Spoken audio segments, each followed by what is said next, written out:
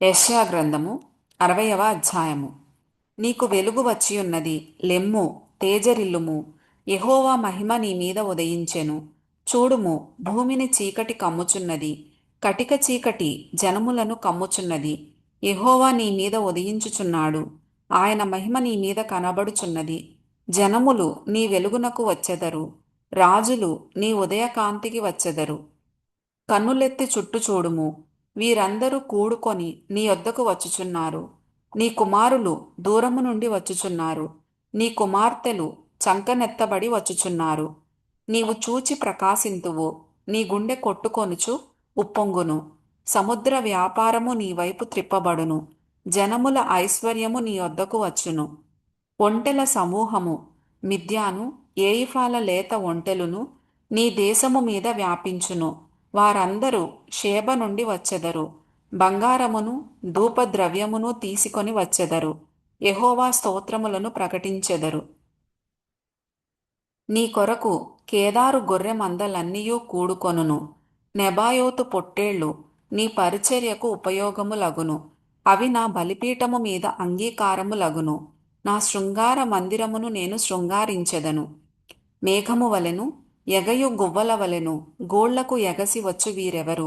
నీ దేవుడైన యెహోవా నామమును బట్టి ఆయన నిన్ను శృంగారించినందున, ఇశ్రాయేలు పరిశుద్ధ దేవుని నామమును బట్టి దూరము నుండి నీ కుమారులను తమ వెండి బంగారములను తీసుకొని వచ్చుటకు ద్వీపములు నా కొరకు కనిపెట్టుకొనుచున్నవి. తర్షీషు ఓడలు మొదట వచ్చుచున్నవి. అన్యులు నీ ప్రాకారములను కట్టుదురు, వారి రాజులు నీకు ఉపచారము చేయుదురు. ఏలయనగా నేను కోపపడి నిన్ను కొట్టితిని గాని కటాక్షించి నీ మీద జాలిపడుచున్నాను. నీ యొద్దకు జనముల భాగ్యము తేబడునట్లు, వారి రాజులు జయోత్సాహముతో రప్పింపబడునట్లు నీ ద్వారములు రాత్రింబగళ్ళు వేయబడక నిత్యము తెరువబడి ఉండును.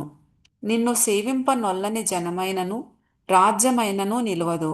అట్టి జనములు నిర్మూలము చేయబడును. నా పరిశుద్ధాలయపు అలంకారము నిమిత్తమై లెబానోను శ్రేష్టమైన దేవదారు వృక్షములును సరళ వృక్షములును గొంజి చెట్లును నీ యొద్దకు తేబడును. నేను నా పాద స్థలమును మహిమపరచెదను. నిన్ను బాధించిన వారి సంతానపు వారు నీ ఎదుటికి వచ్చి సాగిలపడెదరు. నిన్ను తృణీకరించిన వారందరూ వచ్చి నీ పాదముల మీద పడెదరు. యెహోవా పట్టణమనియు ఇశ్రాయేలు పరిశుద్ధ దేవుని సియోననియు నీకు పేరు పెట్టెదరు. నీవు విసర్జింపబడుటను బట్టియు ద్వేషింపబడుటను బట్టియు ఎవడును నీ మార్గమును దాటిపోవుట లేదు. నిన్ను శాశ్వత శోభాతిశయముగాను బహుతరములకు సంతోష కారణముగాను చేసెదను. యెహోవానగు నేను నీ రక్షకుడననియు బహుపరాక్రమము గల యాకోబు దేవుడనగు నీ విమోచకుడననియు నీకు తెలియబడునట్లు నీవు జనముల పాలు కుడిచి రాజుల చంటిపాలు త్రాగెదవు. నేను ఇత్తడికి ప్రతిగా బంగారమును తెచ్చుచున్నాను, ఇనుమునకు ప్రతిగా వెండిని, కర్రకు ప్రతిగా ఇత్తడిని, రాళ్లకు ప్రతిగా ఇనుమును తెచ్చుచున్నాను. సమాధానమును నీకధికారులుగాను నీతిని నీకు విచారణకర్తలుగాను నియమించుచున్నాను. ఇకను నీ దేశమున బలాత్కారమను మాట వినబడదు. నీ సరిహద్దులలో పాడు అను మాట గాని నాశనము అను మాట గాని వినబడదు.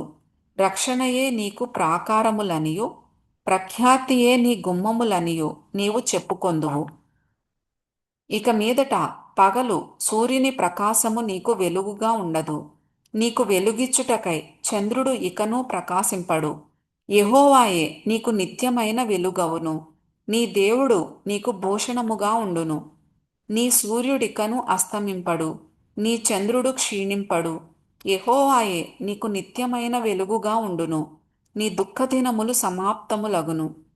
నీ జనులందరూ నీతిమంతులై ఉందురు. నన్ను నేను మహిమపరచుకొనున్నట్లు వారు నేను నాటిన కొమ్మగాను నేను చేసిన పనిగాను ఉండి దేశమును శాశ్వతముగా స్వతంత్రించుకొందురు. వారిలో ఒంటరి అయిన వాడు 1000 మంది అగును. ఎన్నిక లేనివాడు బలమైన జనమగును. యెహోవానగు నేను తగిన కాలమున ఈ కార్యమును త్వరపెట్టుదును.